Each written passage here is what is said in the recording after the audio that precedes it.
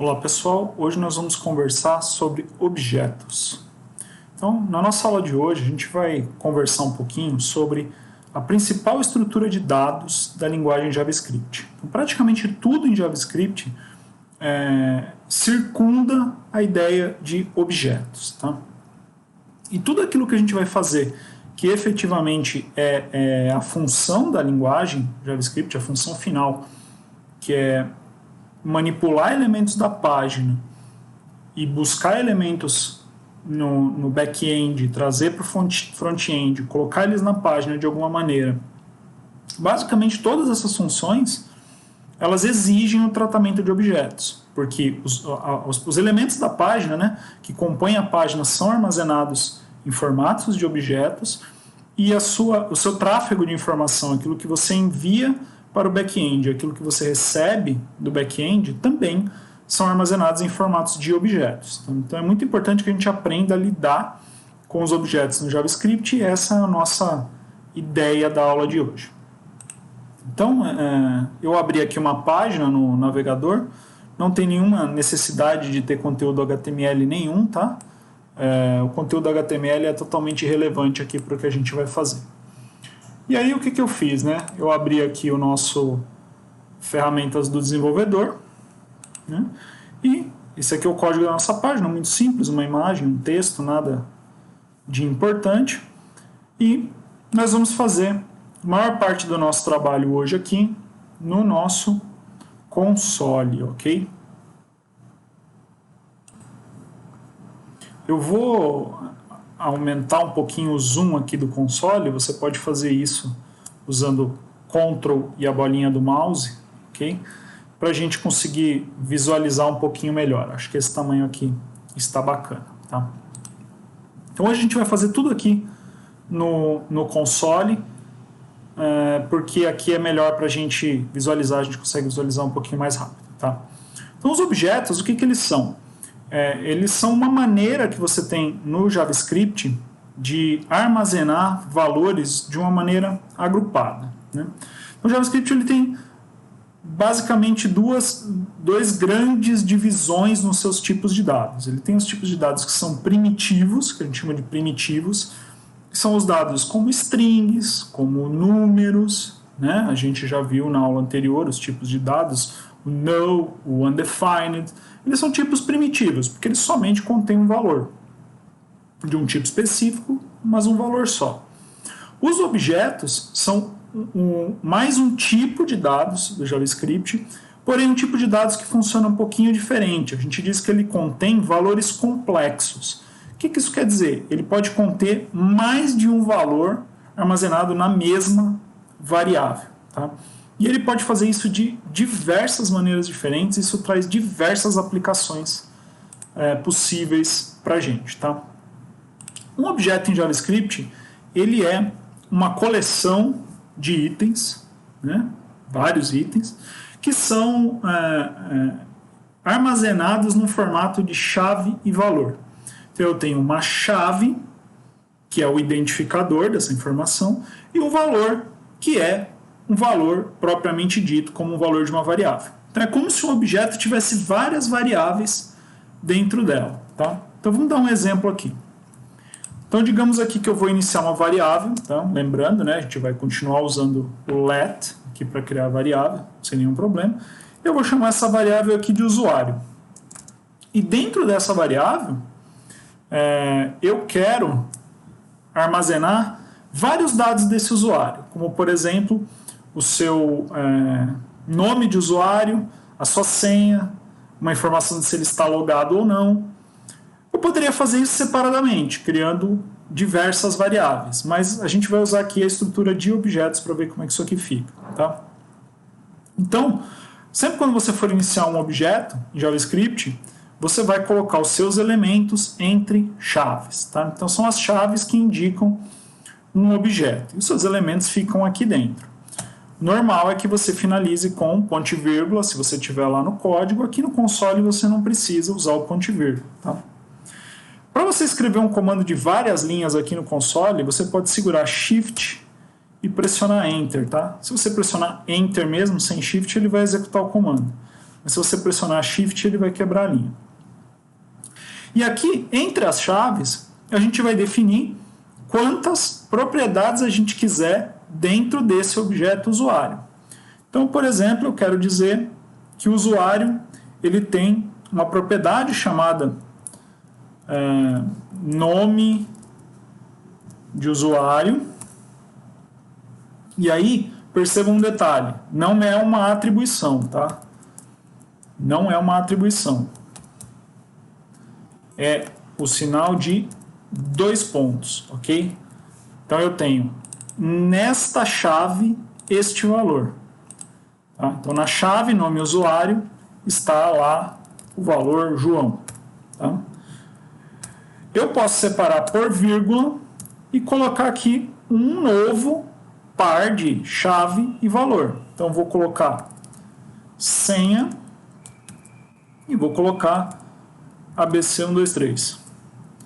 Separo com vírgula e posso colocar uma nova variável, que a gente chama de propriedade, porque está dentro do objeto. E é mais um conjunto de chave-valor. Então posso colocar aqui, por exemplo, uma informação dizendo se ele está logado ou não. E agora eu não vou usar string, vou usar boolean, por exemplo. Ok? Se você executar esse comando aqui do jeito que está, você vai conseguir criar o objeto. Porém, é muito comum, tá? Muito mais prático, você já deixar o ponto e vírgula aqui no último elemento da lista já digitado, não vai dar erro, tá? E ele vai permitir que, se você precisar adicionar um item aqui, você altere uma linha só, né? Só de baixo, e não a de cima para colocar a vírgula, tá? Então é bem comum fazer isso, essa vírgula no final, mas não é necessário. Então, ó, o que eu estou construindo aqui? Um objeto chamado usuário, que contém 3 informações, o seu nome, a sua senha e um boolean dizendo se ele está logado ou não. Então eu vou dar Enter aqui, ó. Vejam o que aconteceu, né? A atribuição, como sempre, retorna undefined, né? A gente já sabe disso. Mas se eu olhar aqui para usuário, né? Pedir aqui para o meu console me mostrar o valor desse objeto, você vai ver que ele vai mostrar aqui, ó, que é uma construção, ó, entre chaves, que contém nome de usuário igual a João, senha igual a B123, está logado igual a true. Você pode ver aqui também na sequência, né? Se você abrir aqui, como é que vai funcionar essas propriedades. Então perceba que ele não segue uma sequência, né? Ok? A sequência é interna dele, então você não sabe qual vai vir primeiro, mas também não faz diferença. E você tem agora armazenado tudo aqui nesta variável usuário, que é do tipo objeto, um objeto com todas as informações sobre um usuário específico. Tá? Obviamente você também poderia ter usado console log, sem nenhum problema, ok? Se você estiver testando isso aqui lá por um arquivo JavaScript, ok?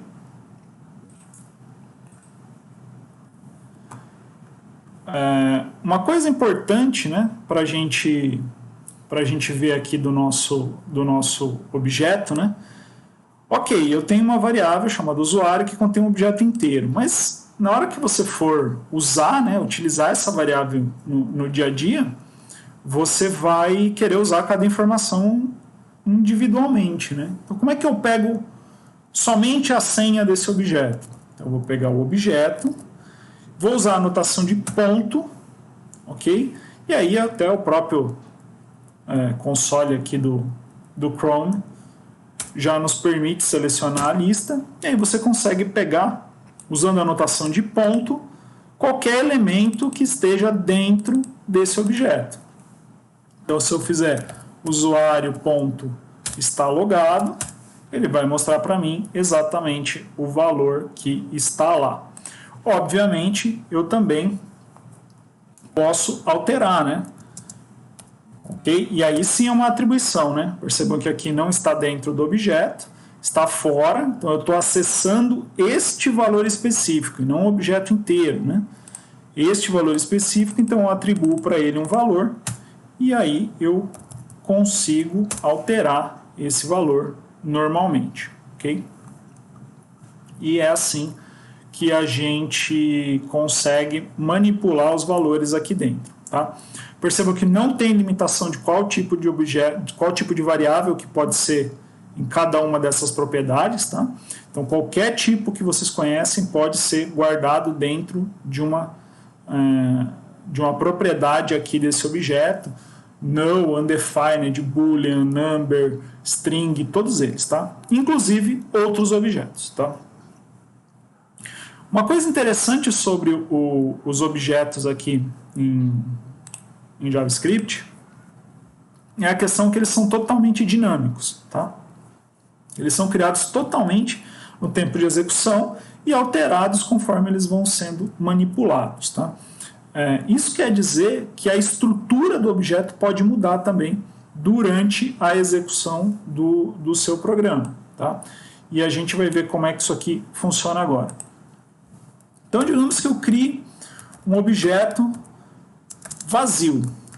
Então, essa é a anotação para um objeto vazio, né? Eu criei um objeto chamado cidade, que não tem nenhum elemento. Então, se a gente chamar esse objeto cidade aqui, você vai ver que o conteúdo dele é vazio, ok?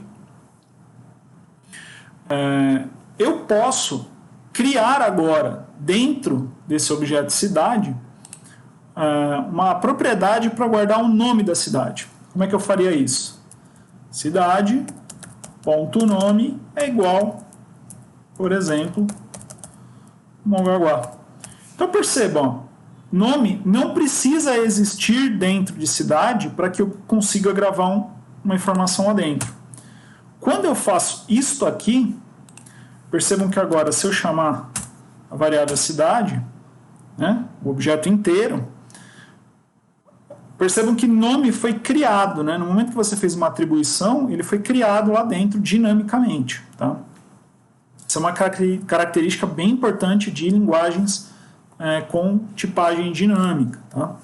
Agora, obviamente, né, que se eu fizer aqui cidade.população, população não existe, né? É undefined. Percebam que não dá erro, tá, gente? Ele só diz para você que isso não foi criado, tá? Ok? Não existe lá, ele retorna para você undefined. Isso aqui é muito importante para que vocês prestem atenção quando vocês estiverem programando, para não colocar uma digitação errada aqui, né? E achar que é muito difícil encontrar, né, um erro, porque você escreveu um nome errado aqui, ele está te retornando undefined e não um erro, porque não existe. Tá? Ok? Vou demonstrar para vocês que este objeto aqui, cidade, também pode receber outros objetos como propriedade. Tá? Então, digamos aqui que agora eu quero colocar um estado nessa cidade. Ok? Mas eu não quero colocar só, por exemplo, SP, uma string aqui, né?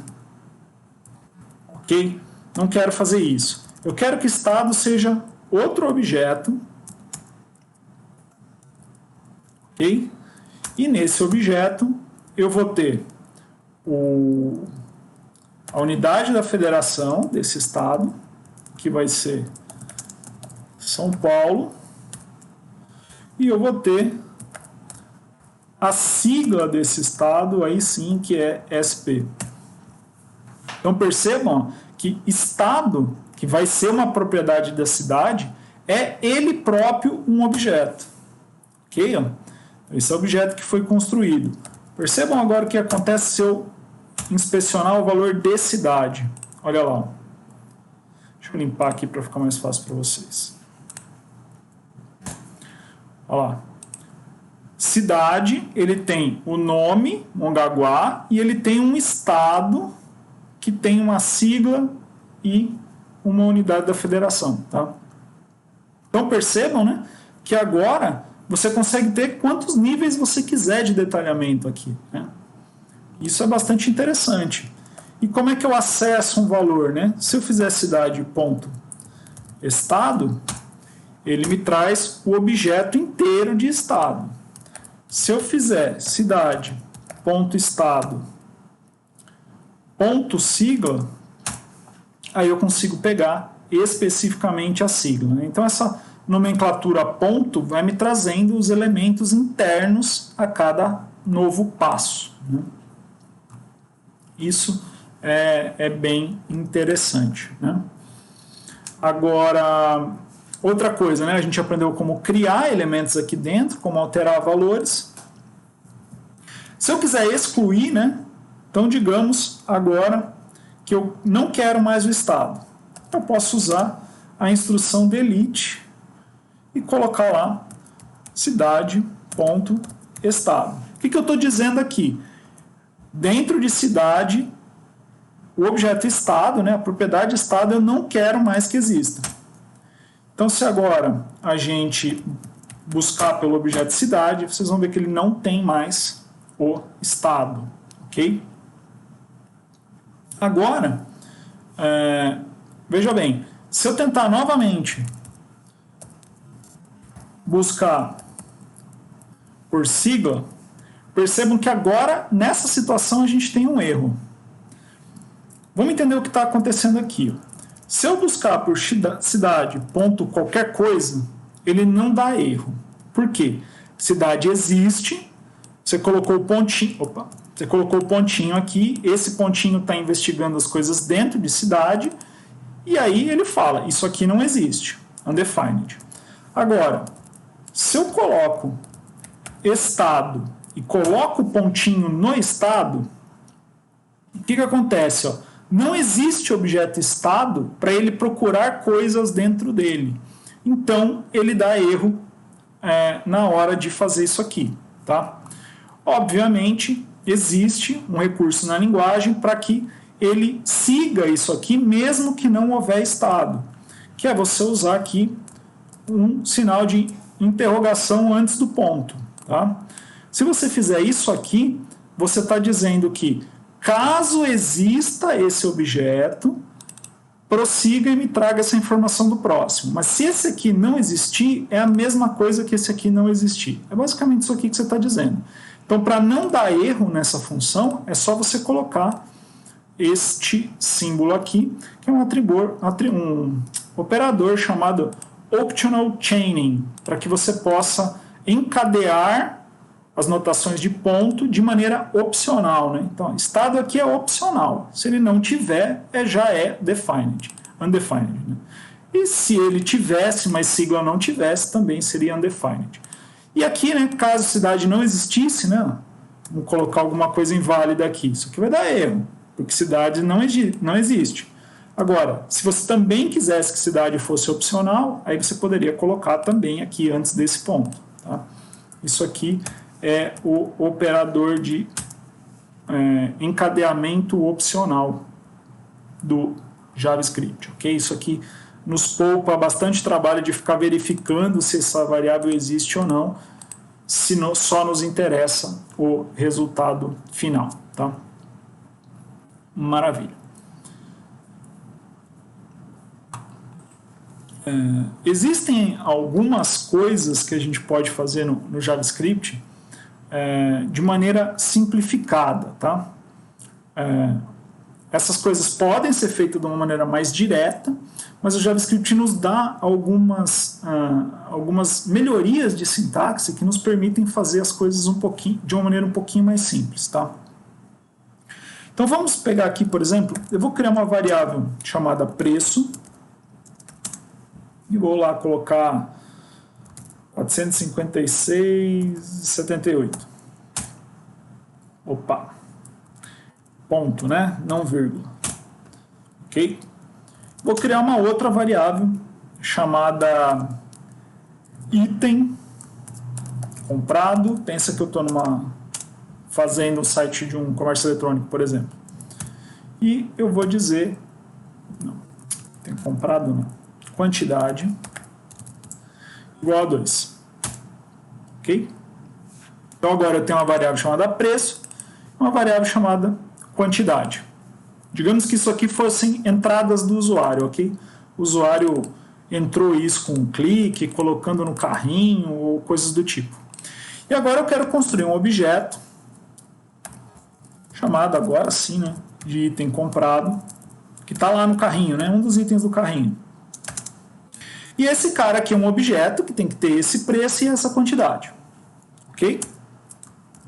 porque eu vou depois juntar essa informação aqui para mandar para o meu back-end processar. Se eu quero que esse preço e essa quantidade sejam componentes deste objeto, obviamente eu posso fazer isso aqui.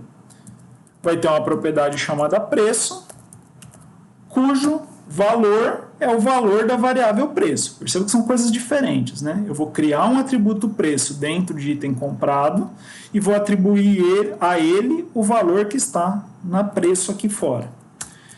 E vou fazer a mesma coisa aqui na quantidade e vou pegar o valor da variável quantidade. Percebam que isso aqui vai acontecer muitas e muitas e muitas vezes no seu programa, tá? Isso aqui funciona perfeitamente, tá? Se você pegar aqui aí item comprado, você vai ver que ele vai ter lá preço e quantidade, tá? Só que percebam que isso aqui parece desperdício de sintaxe, né? Estou escrevendo coisa a mais, né? Quando esses dois elementos têm o mesmo nome, você pode usar um atalho aqui do JavaScript que é fazer o seguinte. Eu vou chamar de item comprado 2. E aí, o que eu vou fazer? Eu vou colocar somente o nome da variável, da propriedade. Quando eu fizer isso aqui, o que o JavaScript entende? Que somente criar esse cara sem valor nenhum, inclusive dá erro, né? Você teria que ter 2 pontos e alguma coisa aqui do lado. Então ele entende que se você não colocar 2 pontos e aqui do lado, o que você quer colocar tem o mesmo nome da propriedade que você está criando. Então agora você vai ver que item comprado 2, ele tem exatamente o conteúdo das variáveis da mesma maneira, né, com essa sintaxe mais complexa aqui, ou com a sintaxe simplificada, né, que o JavaScript chama de atalho para atribuição. Okay? Essa é uma maneira fácil de você ganhar um pouquinho de tempo, né, principalmente se você tiver aqui 10, 20 variáveis, e diminuir a quantidade de erros também, né, porque a chance de você digitar um valor errado aqui acaba sendo muito grande. Para o nosso próximo tópico, a gente precisa entender um pouquinho como é que funciona o armazenamento de valores no JavaScript. Tá? Então, eu vou criar aqui uma variável chamada curso e vou chamar aqui de dev web. Ok? Ok, nenhum problema, certo? O curso tem lá o valor, perceba que não é um objeto, né? Uma string simples, um valor primitivo, ok? E agora eu vou criar uma nova variável chamada curso2 e a essa variável eu vou atribuir curso. Ok? Como é que funciona essa atribuição, né?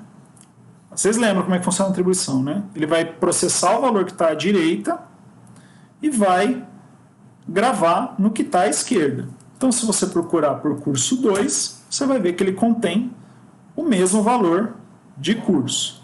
Ok? Se eu vier aqui e alterar curso 2, por exemplo, dev C#, eu posso procurar curso, que continua lá, dev web, e curso 2 é agora dev C#. Então, isso aqui é o comportamento esperado, é isso mesmo que a gente imagina que deva acontecer, que curso e curso 2 não tem nenhum vínculo por ter feito isso aqui. Ele simplesmente processou o valor de curso e gravou em curso 2 sem nenhum problema. Ok? Esse é o comportamento do JavaScript para qualquer variável primitiva, ok? Número, boolean, string, undefined, null e coisas do tipo, ok? Porém, quando a gente trabalha com objetos, tem uma diferença que é importantíssimo que a gente entenda o que está acontecendo. Então, vamos lá. Eu vou criar um objeto aqui chamado livro preferido e aqui eu vou colocar um título e vou chamar Senhor dos Anéis. Opa. E vou criar aqui autor e vou colocar J.R.R. Tolkien. Ok? Então, criei aqui um objeto chamado livro preferido. Ok? Se a gente acessar ele aqui, normalmente, sem nenhum problema. Ok? E agora, o que eu vou fazer? Eu vou criar uma nova variável e eu vou chamar de livro emprestado. E eu vou dizer que livro emprestado é igual ao meu livro preferido. Lembra que a gente fez a mesma coisa com a string, né? Um pouco antes. Se você pegar aqui o livro emprestado, olha lá, ok? E o livro preferido também.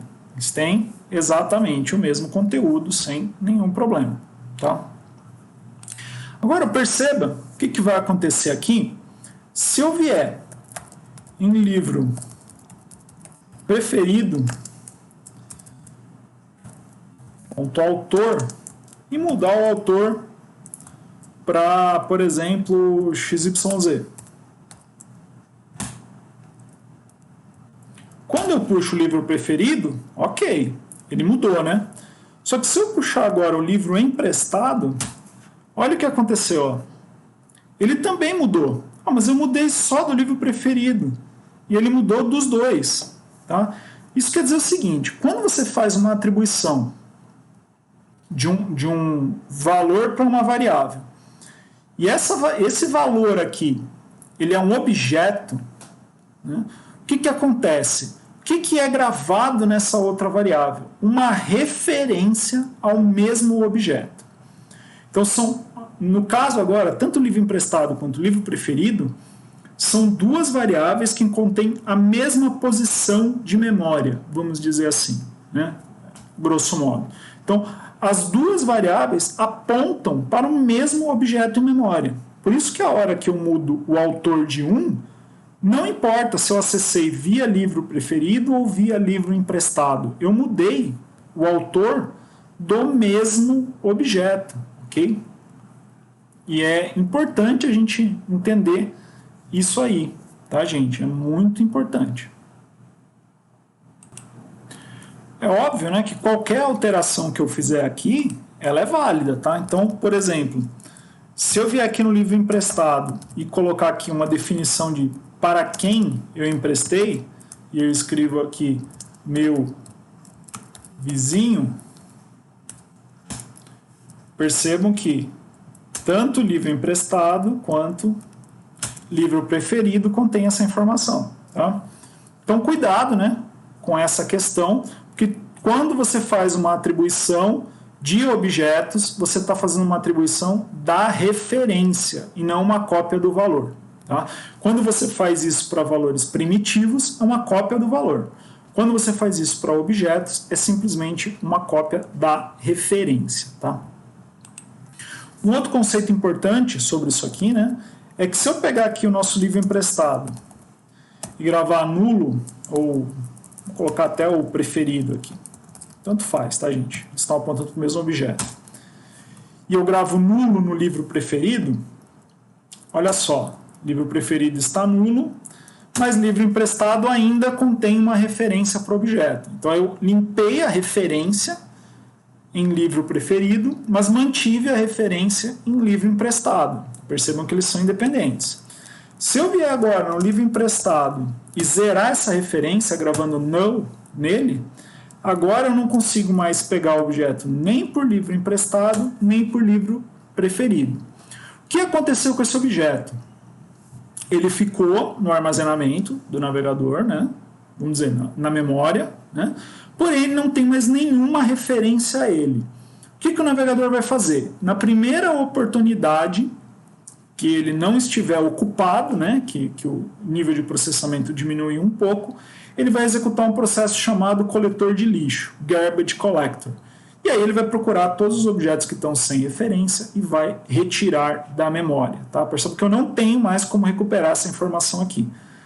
Quando eu perdi todas as referências, eu não tenho mais como chegar a ela, então o navegador sabe disso e ele limpa, navegador não, né? O engine de JavaScript do navegador sabe disso e apaga esses objetos de forma que você não possa mais acessá-los, ok? Vamos agora ver como é que funciona a questão da comparação quando a gente envolve objetos, né? Então, eu vou criar aqui um objeto chamado cor1 e aqui eu vou colocar o nome dele igual a vermelho e o seu código igual a FF0000, ok? Percebam que não preciso quebrar a linha, né, gente? Como vocês já sabem, né, isso aqui pode ser numa linha só, não tem nenhum problema. Então agora eu tenho um objeto chamado cor1, ok? E eu vou criar um objeto chamado cor2, que vai ser também uma cor, e também vai ser vermelho, e um código que também vai ser o mesmo. Então percebam, ó, as duas variáveis, se eu puxar aqui cor1 e se eu puxar aqui cor2, percebam que elas têm exatamente o mesmo valor, tá? Exatamente o mesmo valor. E vou fazer mais, vou criar uma variável cor3 e vou dizer que essa variável cor3 contém a mesma cor de cor1. Então, agora, se você acessar cor3, você vai ver também o mesmo objeto. Então, a gente tem cor1, cor2 e cor3, e elas três têm os mesmos valores aqui dentro, ok? Agora, olha só. Se eu perguntar se cor1 é igual a cor2, ele vai me dizer que não é. Apesar de eles terem exatamente o mesmo conteúdo. Porém, se eu pergunto se cor1 é igual a cor3, ele me diz que sim. Mas caramba, professor, não estou entendendo nada disso aqui. Eles são iguaizinhos. Se você parar e pensar um pouco, você vai entender que não. Cor1 é um objeto que a gente definiu com estes valores internos. Cor2 é outro objeto na memória que a gente definiu com uma outra lista de chaves e valores que coincidentemente é igual. Mas este objeto está numa posição da memória e este objeto está em outra posição da memória. Eles são objetos diferentes. Então, se eu pergunto se cor1 é o mesmo objeto de cor2, ele vai te dizer que não. Agora percebam, quando eu usei a atribuição, né, eu disse que cor3 era igual a cor1, o que eu fiz? Né? Eu peguei a referência ao objeto cor1 e gravei uma nova referência para ele chamada cor3. E agora sim, quando eu comparo, né, cor1 com cor3, aí sim você consegue ter um true, né, um igual. Obviamente que cor2 também, quando comparado com cor3, olha só, ele também é falso, assim como quando comparado com cor1, ok? Porque eles são objetos diferentes. O objeto de cor2 é um e o objeto que está em cor1 e cor3 é outro, ok? É muito importante entender isso aí, tá? Então, como é que funciona, né, a comparação entre objetos?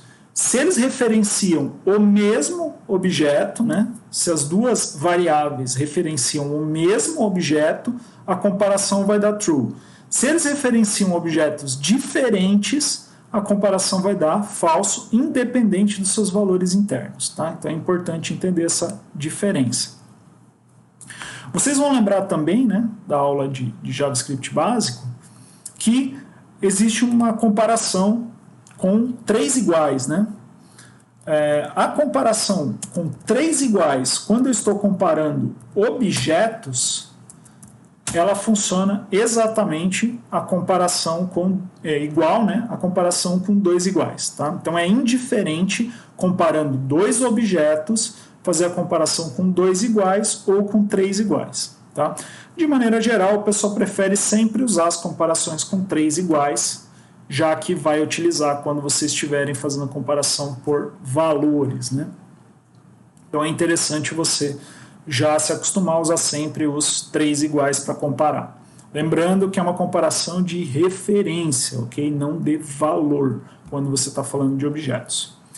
Agora, o JavaScript tem uma maneira bem complexa de fazer as conversões quando você tentar comparar um objeto com um valor. Então, ele vai tentar converter essas coisas de valores diferentes, a gente já viu como é que isso funciona para valores primitivos, mas se você envolver um objeto no meio dessa comparação, é bem complexa a maneira como todas as exceções, todas as possibilidades que o JavaScript tem para fazer essas conversões. Tá?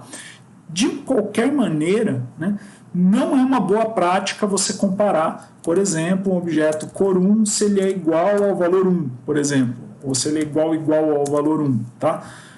Não tente descobrir o que essa conversão faz. Isso não é uma boa prática de programação, tá, gente? Você está comparando alho com bugalho. E se bugalho é simples e alho é complexo, você vai ter muito problema para entender o seu código-fonte depois. Tá?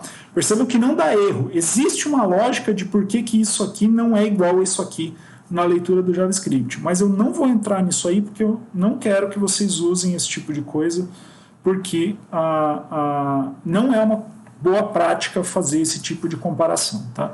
Então, certifique-se de quando você vai fazer comparação. Se um dos elementos for objeto, certifique-se que ambos são, para você não ter problema com isso aí. Tá?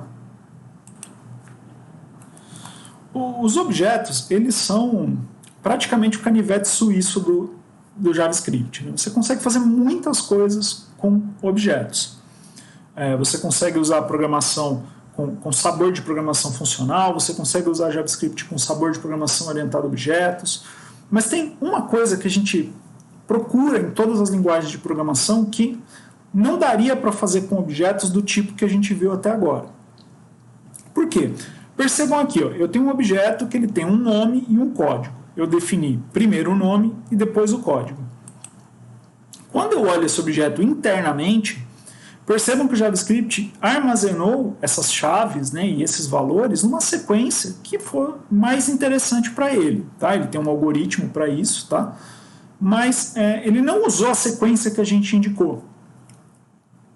O que isso quer dizer? Que o objeto em JavaScript ele não vai resolver o meu problema se eu precisar guardar vários valores numa sequência específica dentro do meu código para processar algum algoritmo, por exemplo. Tá? Ou se a posição desses elementos ela for de alguma maneira importante para mim. Tá? Como é que a gente faz então para ter esse tipo de comportamento? Né?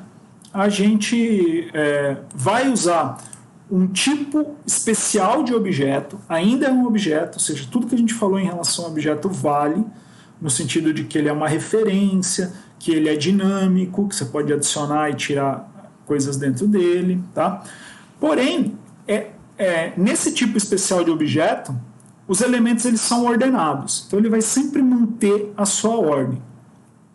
Para que você faça isso, você não vai indicar para o JavaScript, né, qual a chave que ele vai usar. Você vai indicar somente o valor e ele vai criar uma chave sequencial para esses elementos.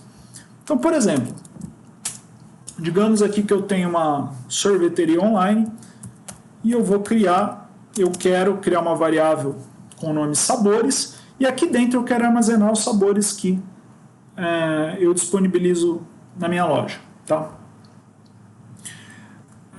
Se eu usar essa sintaxe de objeto, a gente já sabe que você não vai ter uma sequência. Tá? Se eu quiser ter uma sequência, eu não vou usar chaves, e sim eu vou usar os colchetes. Tá? Então, quando eu uso colchete, eu estou dizendo para o JavaScript que esse objeto é um objeto especial, é um objeto ordenado. Tá? Então, agora eu posso colocar quantos elementos aqui eu quiser. Então, por exemplo, eu vou colocar aqui baunilha. Lembra que eu acabei de falar, né? Você não define as chaves, você só define os itens. Vou colocar aqui flocos e vou colocar aqui napolitano. Novamente, né? Ponto e vírgula no final é uma boa prática. Quando você faz isso e você acessa esse objeto, né? Você percebe que a chave dele foi criada numericamente para você, ok? E você tem os valores sequenciados a partir de 0, ok? Então, você consegue trabalhar com os elementos desse objeto de forma sequencial, como você faria com um arranjo numa linguagem de programação que não fosse dinâmica, tá?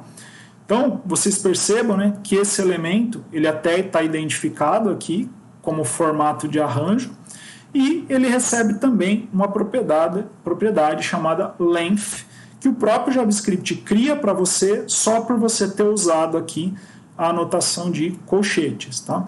Então é assim que você vai fazer arranjos no JavaScript. Tá? Lembrando que não tem nada especial no arranjo, ele é um objeto. Okay? Tudo que a gente falou em relação à comparação, em relação à atribuição, continua valendo. É um tipo em referência. Tá? Como é que eu faço aqui para acessar um elemento do meu arranjo, então? Eu posso vir aqui, sabores, e pegar o elemento 0. Ok? É o primeiro elemento da lista. Posso vir aqui em sabores, pegar o elemento 2, que é napolitano, pegar o elemento 1, ou posso vir aqui e tentar pegar o elemento 17.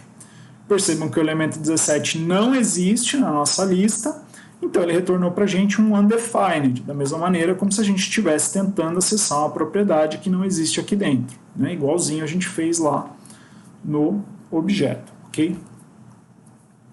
E se eu quiser adicionar um elemento aqui dentro? Você pode, tá? Então você pode fazer também sabores item 3, vai ser, por exemplo, pistache.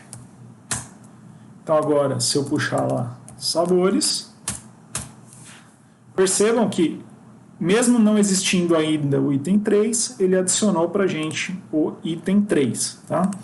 Muito cuidado que se você vier aqui e tentar adicionar o item 45, antes disso, só para vocês verem, uma outra coisa. A propriedade length, ela mostra para a gente, né, eu consigo pegar o length, um valor que parece ser a quantidade de itens, né? Mas não é exatamente a quantidade de itens. Por que eu falei isso antes? Por causa daquele exemplo aqui. Ó. Então, se eu chegar agora e disser que o sabor 17 é o sabor, sei lá, menta com chocolate, e o que vai acontecer? Ó? Percebam que ele vai ter um item 0, 1, 2, 3, um item 17 e vai constar para o JavaScript que essa matriz, esse arranjo, perdão, tem 18 elementos. Tá? Então, não tem nenhum problema você fazer a atribuição de um número maior, só que ele vai contar como tamanho do arranjo o índice do maior elemento mais 1. Okay? Então, esse arranjo agora tem 18 elementos, apesar de vários deles estarem sem valor definido. Esse tipo de arranjo, né, a gente chama de esparso em programação. Okay? Eu tenho um elemento aqui, outro elemento bem mais para frente, outro bem mais para frente. Não é armazenado um valor vazio em cada um desses. Ele realmente não é armazenado e os arranjos em JavaScript sabem lidar bem com essa questão de ser esparsos, né, sem ocupar memória. Tanto que se eu vier aqui e gravar sabores 5000, é igual a teste, né? Faltou fechar aspas. Eu vou lá, ó, tem 5.001 elementos dentro dessa variável, mas ele não gasta essa memória, né? Ok? Ele sabe lidar com esses gaps, com esses buracos aqui, sem nenhum problema, tá? Outra coisa importante dos arranjos é que, assim como objetos, vou chamar de X aqui, obviamente, né, você pode armazenar qualquer tipo de coisa. Então, aqui eu estou armazenando uma string, aqui eu estou armazenando um número, aqui eu estou armazenando um boolean. E aqui eu estou armazenando um outro objeto que tem uma string aqui dentro.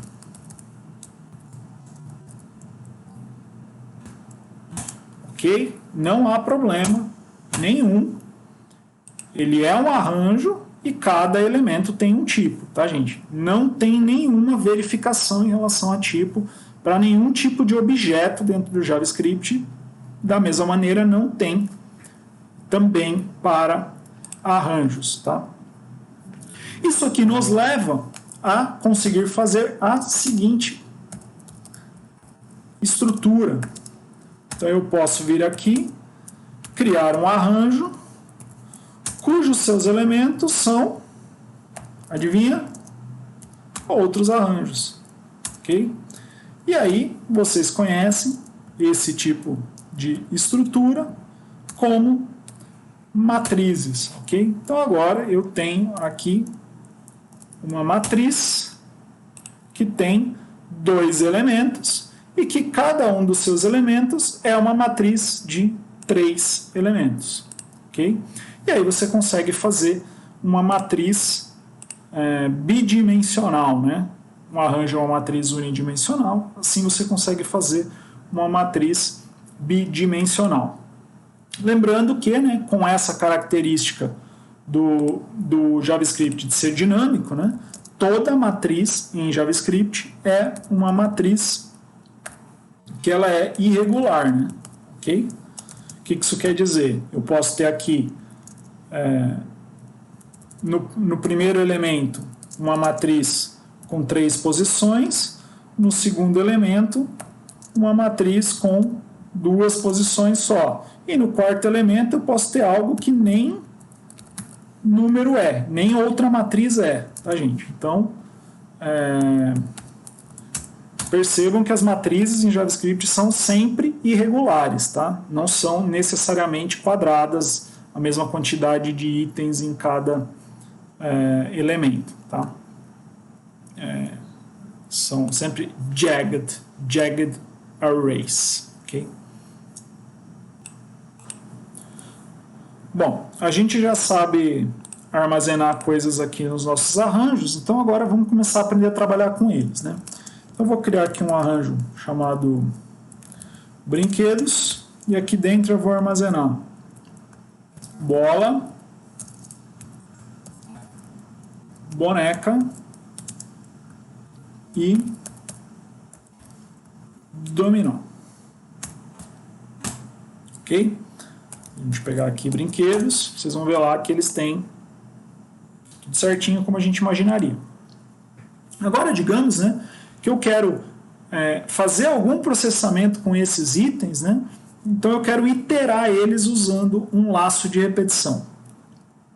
Você pode fazer isso usando o laço for e iterando normalmente, tá? Então, i começa em 0, enquanto i for menor que brinquedos.length. Brinquedos.length tem um a mais, né? Então eu não preciso diminuir um dele, justamente por isso. E mais. Ok? Eu quero que incremente a cada passagem. E aqui o que eu quero que faça, e aqui eu fecho o meu laço, tá? Aqui no caso eu vou fazer um console log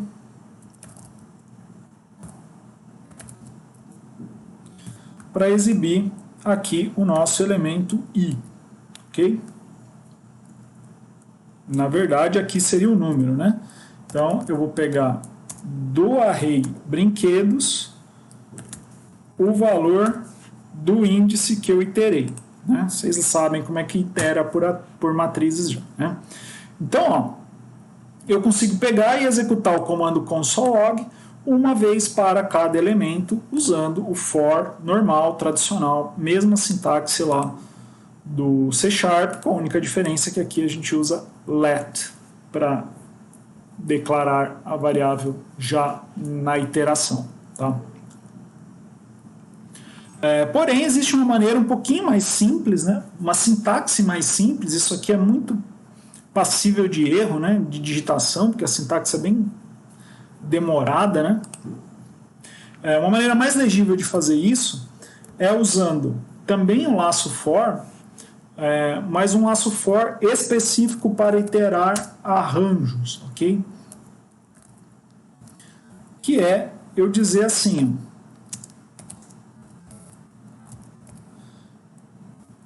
quando eu faço essa sintaxe aqui, o que eu estou dizendo? Eu estou dizendo que eu quero executar este comando que está aqui dentro uma vez para cada um dos brinquedos, e o brinquedo atual eu vou chamar de brinquedo. Tá? Então essa é a lista que vem de fora. Isso aqui é o nome da variável que vai conter primeiro bola, depois boneca, depois dominó. Tá? É a mesma coisa que no laço anterior, isto aqui, ó, né? Tudo, né? Já no índice certo. Só que aqui, né, quando eu usar for of,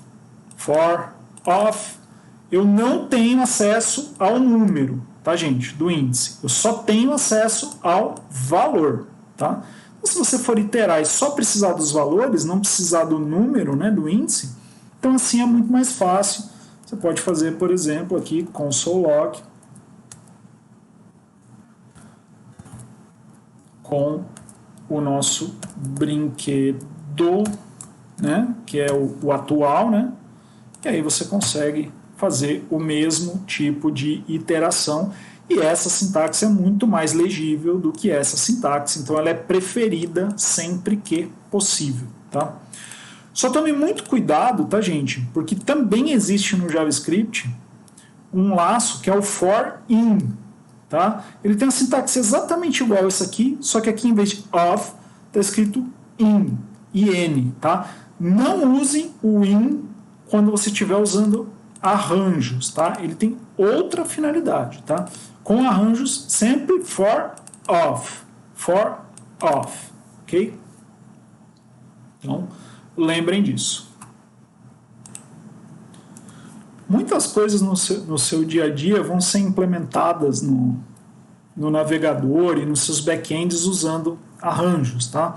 Então a gente vai aprender um pouquinho mais, dada a importância, né, como é que eu manipulo esses arranjos com algumas funções embutidas do JavaScript, tá? Eu vou criar um arranjo aqui, eu vou chamar de string 3 porquinhos, ok? E vou gravar aqui a seguinte string: prático, Heitor e Cícero. Então, o que eu fiz aqui? Ó? Eu criei uma string mesmo, que contém 3 valores que eles estão claramente separados por vírgulas. Tá? Eu consigo usar funções embutidas do JavaScript para criar uma matriz, né, desses elementos, dizendo que eles estão separados por vírgula. Então, você já deve ter visto sites onde o pessoal fala, digite os itens desejados separados por vírgula. Por exemplo, quando você vai colocar um e-mail com vários destinatários, você já deve ter visto isso. Por quê? Porque existe uma forma muito simples no JavaScript de transformar elementos, né, de string separados por um separador numa matriz diretamente, num arranjo diretamente. E aí você pode fazer, por exemplo, né, vou criar uma outra variável, ela vai chamar arranjo 3 porquinhos, e o arranjo dos 3 porquinhos vai ser criado a partir dessa string. Então eu vou pegar a variável string 3 porquinhos e vou chamar a função split em cima dela. O que a split me pede? Ela me pede qual o separador. Então, o que está separando aqui cada elemento? Não é a vírgula? Então, quando eu confirmo esse programa aqui, olha só, agora eu tenho cada elemento. A hora que ele encontra uma vírgula, ele fecha esse elemento e começa o próximo. Então, o primeiro elemento vai até a primeira vírgula, o segundo elemento até a segunda vírgula e o terceiro elemento vai até o final. Okay? Essa é uma maneira muito prática de você converter strings em arranjos. Okay? Você vai usar isso bastante. Tá?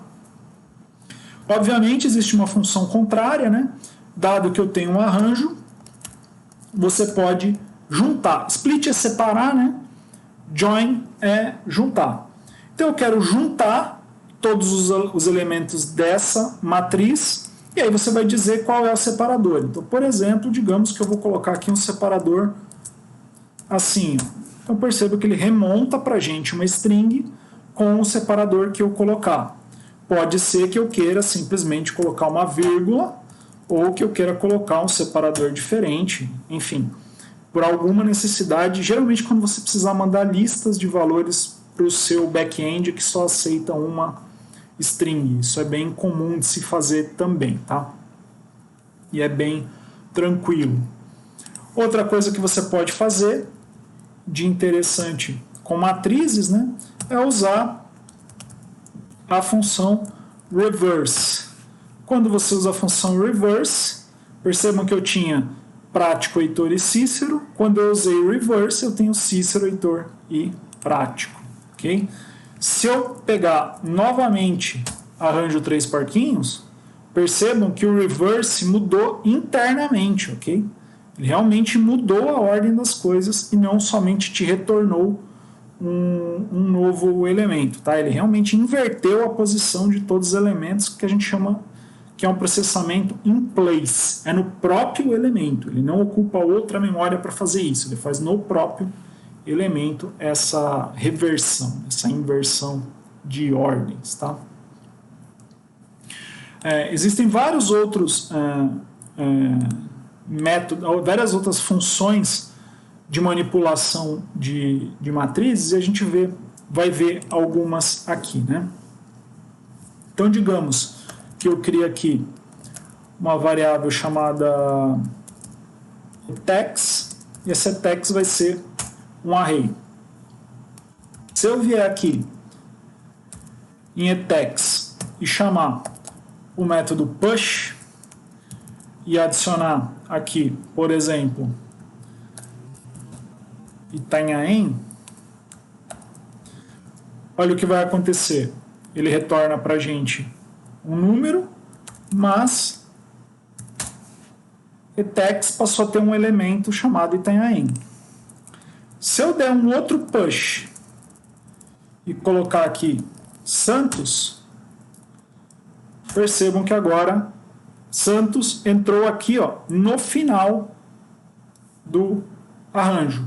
Então, push coloca sempre um elemento no final do array, tá? O array também é dinâmico, tá?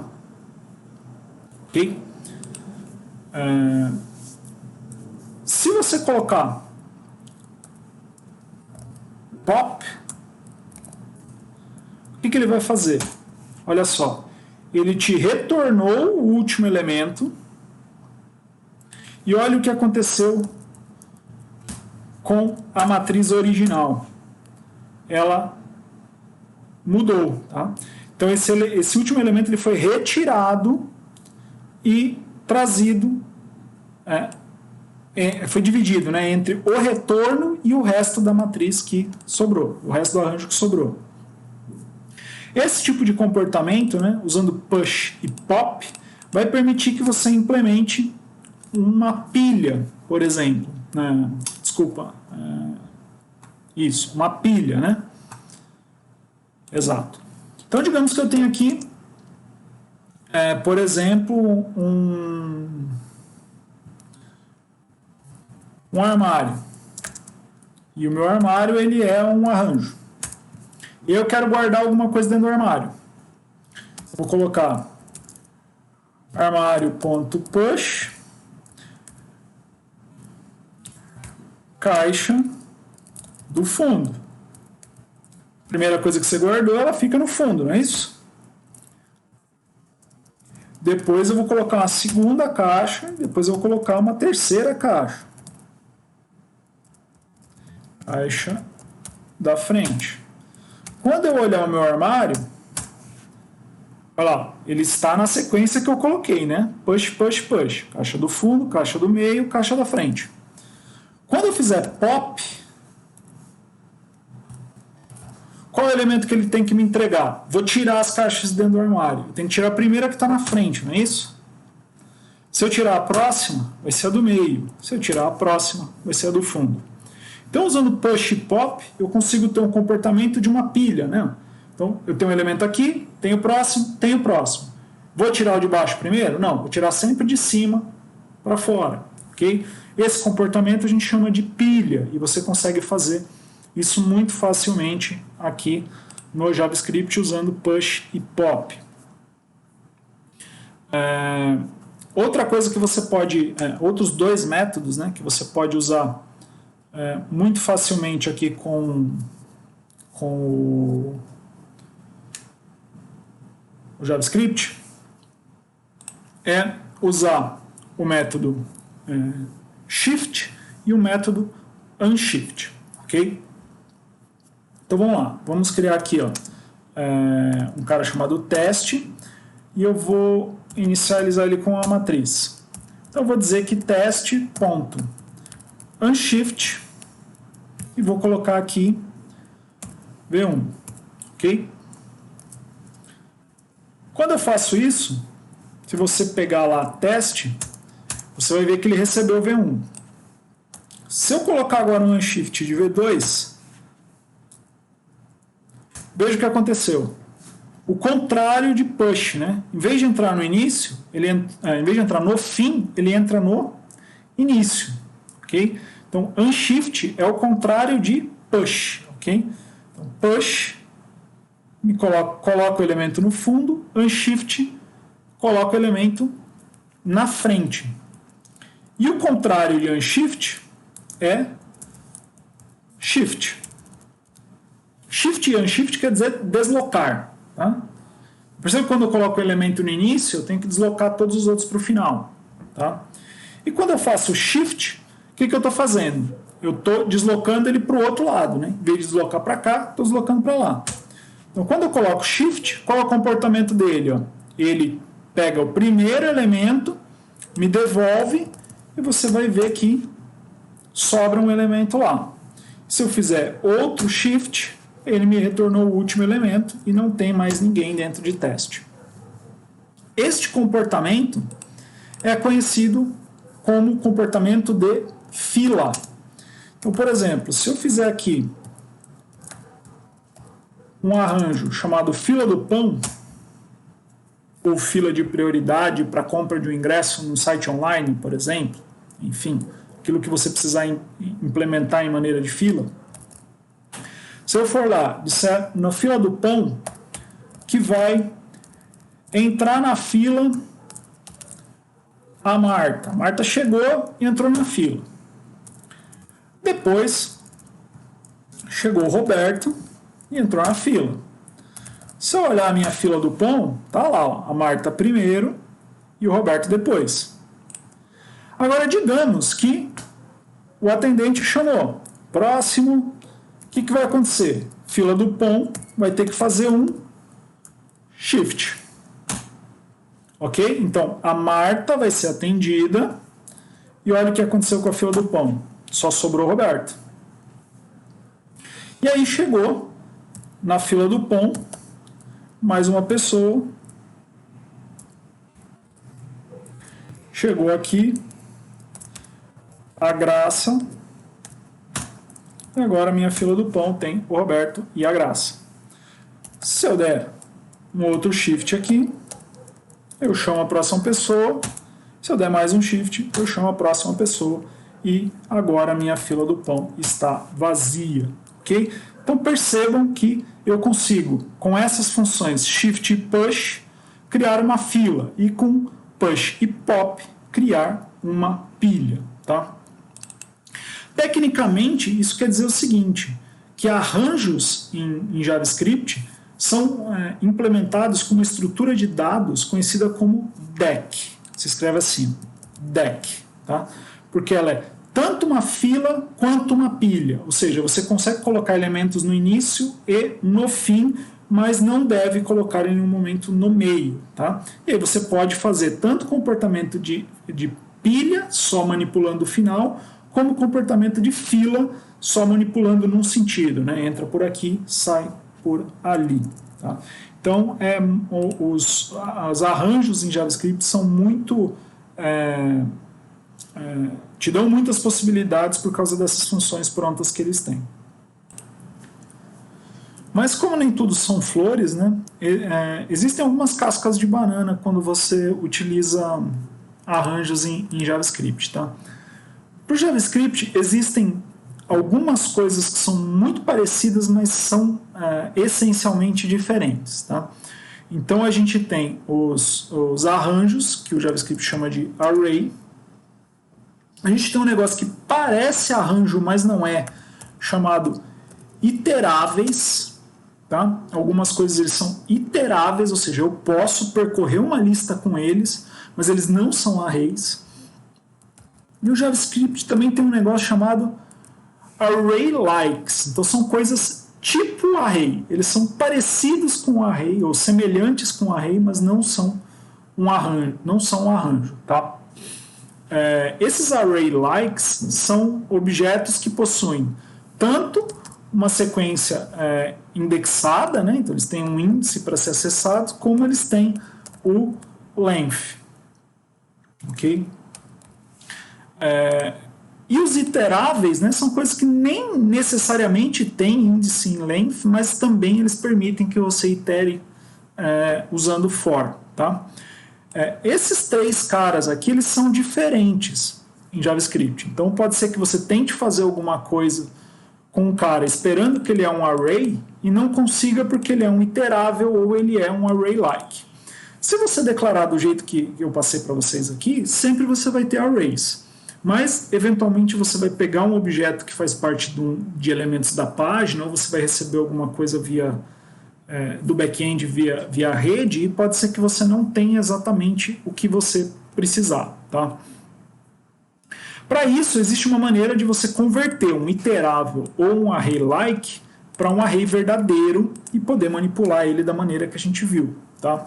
Então, para isso, eu vou pegar um exemplo aqui. Vou criar uma string aqui, que eu vou chamar de Hermógenes. Percebam que essa string não é um array, certo? Ela é um valor string.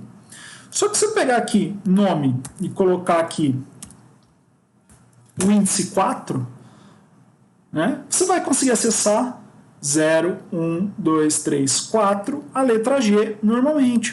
Se você pegar nome, o índice 0, você vai pegar a primeira letra, que é o E maiúsculo. Você consegue acessar elementos dentro da string usando o índice. E se você perguntar aqui para o JavaScript nome.length, você também consegue encontrar aqui elemento 0, 1, 2, 3, 4, 5, 6, 7, 8, mais 1, o tamanho é 9. Okay? Perceba que ele tem índice e ele tem tamanho. Mas esse cara não é um arranjo. Tá? Então, percebam, né, que se eu tentar vir aqui e fazer um push aqui nesse elemento para colocar um caractere no final dele, olha só, ele não vai permitir, porque push não existe para string, né? Ele vai existir para array. Tá?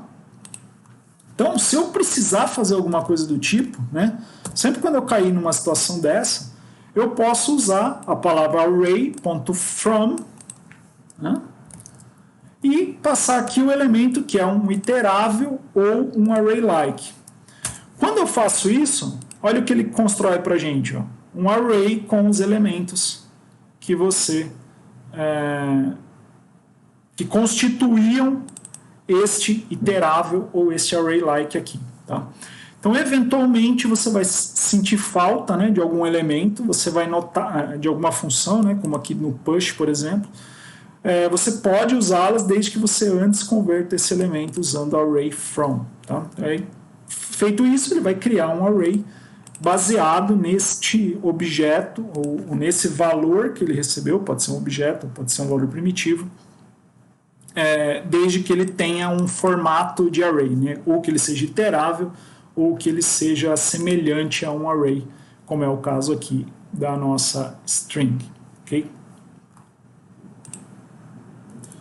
O último tópico que eu quero mostrar para vocês aqui de manipulação de objetos é mais um atalho que o JavaScript nos permite para algumas ações que são muito repetitivas, tá? Que nos permitem ter o nosso código mais legível.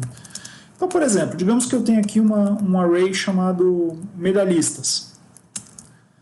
E aí eu vou dizer que o primeiro elemento é Usain Bolt, o segundo elemento vai ser Justin Gatlin, e o terceiro elemento vai ser André de Graça. É um pódio, ok? Se eu procurar medalhistas aqui, beleza, estão lá, né? Todos os elementos. Normal. Agora, digamos que eu quero separar esses elementos aqui, né? Em uma variável chamada ouro, uma variável chamada prata e uma variável chamada bronze. Como é que eu poderia fazer isso aqui? Eu poderia vir aqui e escrever ouro igual a medalhistas posição 0, prata igual a medalhistas posição 1 e bronze igual a medalhistas posição 2. Ok? Agora, se eu olhar ouro, se eu olhar prata, se eu olhar bronze, eu consigo tranquilamente pegar os valores. Percebam que é o contrário daquele atalho que a gente usou no comecinho, né? Onde eu tinha variável e queria compor o objeto. Agora eu tenho um arranjo e eu quero separar ele em várias variáveis. Tá?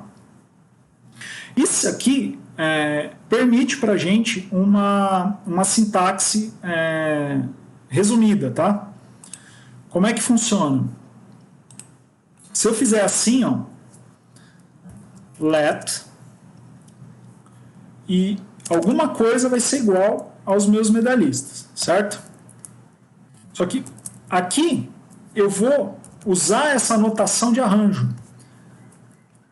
O que eu estou dizendo? Ó, o conteúdo de medalhistas vai ter vários elementos e eu quero que você me retorne uma lista de coisas. Então eu vou chamar aqui de O, P e B, porque a gente já tem lá ouro, prata e bronze, né? E vou executar isso aqui. Então, essa sintaxe aqui, ó, de fazer uma atribuição a vários elementos de uma vez, olha só como é que ela funcionou. Então, ela pegou. Como é que isso aqui funcionou? Na hora de fazer essa atribuição, ele vai pegar esse elemento que está à direita, vai pegar o primeiro elemento dessa lista e vai procurar um elemento. Como isso aqui é um arranjo, né? O primeiro elemento ele vai colocar aqui, o segundo ele vai colocar ali e o terceiro ele vai colocar ali. Tá? É isso que ele faz em arranjo. Então ele coloca na ordem dos elementos na lista. Eu poderia, por exemplo, pegar somente o ouro, ok? Não tem problema.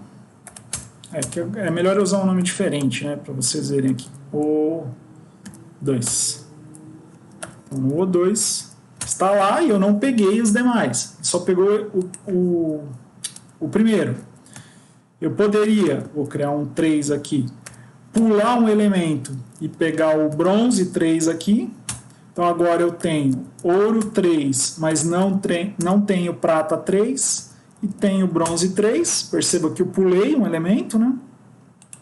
E eu também posso fazer uma outra coisa, que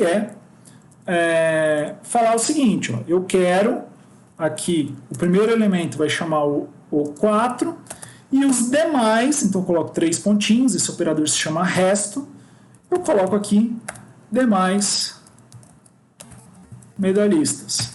Então agora eu tenho um objeto com o primeiro item e eu tenho um array, né, um arranjo dos demais itens. Tá? Esse operador aqui se chama resto. E esta operação que a gente está fazendo aqui se chama desestruturação. Tá? O que isso quer dizer? O elemento do lado direito ele é estruturado, contém diversos valores na sua estrutura, e eu estou desestruturando, criando elementos não estruturados numa lista conforme definido aqui. Tá? Então a sintaxe é cada elemento na sequência. Se eu tiver uma vírgula sem nome, ele vai pular esse elemento. E se em algum momento, né, meu último item for 3 pontinhos e um identificador, esse identificador será um arranjo com os demais que não entraram aqui antes. Tá? Essa é a sintaxe da nossa desestruturação. Tá? Isso também funciona em objetos. Tá? Então, vamos criar um objeto aqui para a gente testar. Então, vamos criar aqui um objeto chamado, sei lá, piloto. E esse piloto vai ter um nome. Perceba que agora não é um arranjo, tá, gente? Vai ser o Ayrton Senna. É um objeto, tá? Ele vai ter uma equipe. Essa equipe vai ser a McLaren. E ele vai ter títulos 3. Ok? Se eu puxar piloto aqui, maravilha, né? Temos um objeto chamado piloto com 3 elementos. Agora eu consigo fazer o seguinte, ó. Let alguma coisa aqui, que eu já vou explicar o que é, alguma coisa que vai aqui, vai ser igual ao quê? A esse meu objeto piloto. Só que eu quero desestruturar esse piloto. Eu quero uma variável para o nome, uma variável para a equipe, uma variável para os títulos. Como é que eu faço isso? Né? Eu abro chaves para desestruturar. Então, né, lembra, né? Quando eu desestruturei um arranjo, ele pôs colchetes. Agora eu estou desestruturando um objeto. E eu coloco aqui os elementos que eu quero. Então, por exemplo, eu quero títulos, e eu quero nome, e eu quero equipe. Percebam que eu não precisei colocar na ordem, né? O objeto não tem ordem. Olha lá. Títulos está aqui, nome veio parar aqui, e equipe veio parar aqui. Percebam? Ele consegue, então, agora realizar o seguinte algoritmo. Nesta atribuição, ele vai criar 3 variáveis e que valores elas vão receber? Piloto.títulos, piloto.nome, piloto.equipe. Claro que isso aqui pode acontecer, né? De ser um XYZ aqui que não existe dentro de piloto.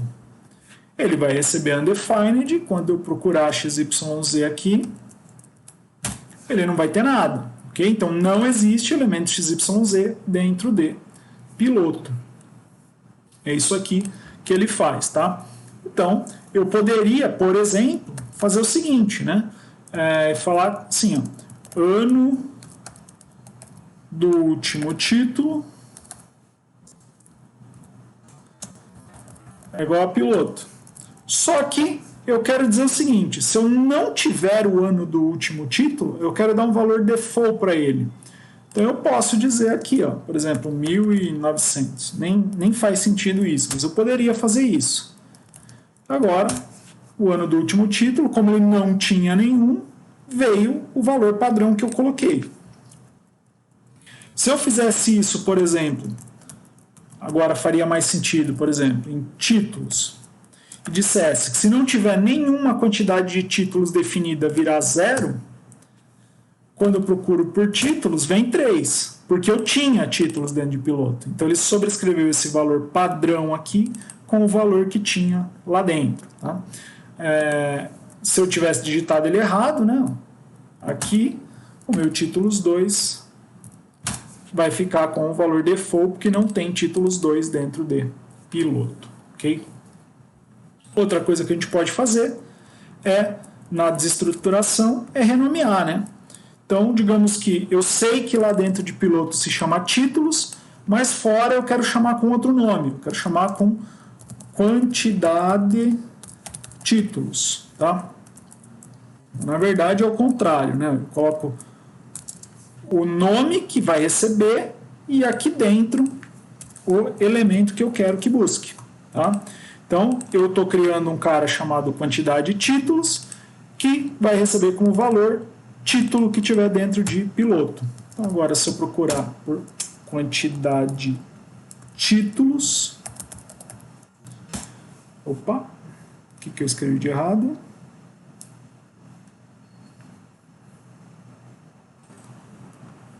Sim, o que eu escrevi de errado é o seguinte, está errada a ordem, né?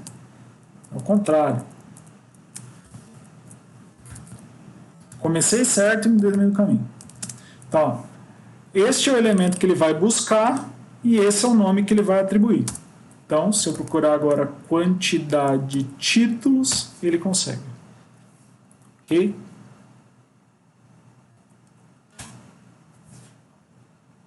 O que aconteceu aqui?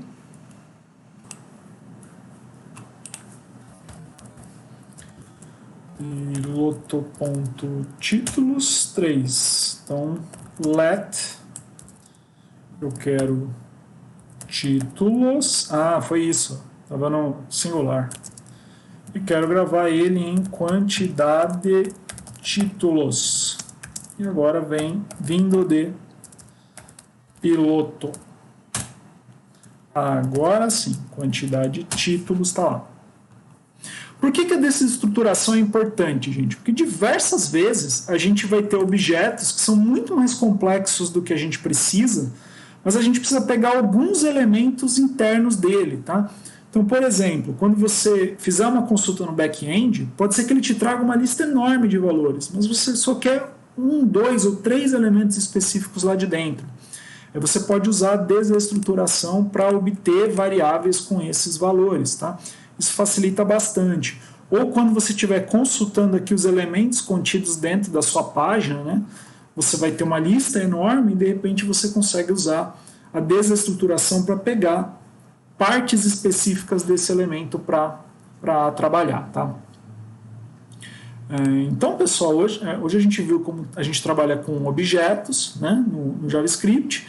A gente viu que arranjos em JavaScript também são objetos e que principalmente os objetos eles são trabalhados como referência. Tá? Essas são as principais coisas que você precisa lembrar em relação a objetos no JavaScript.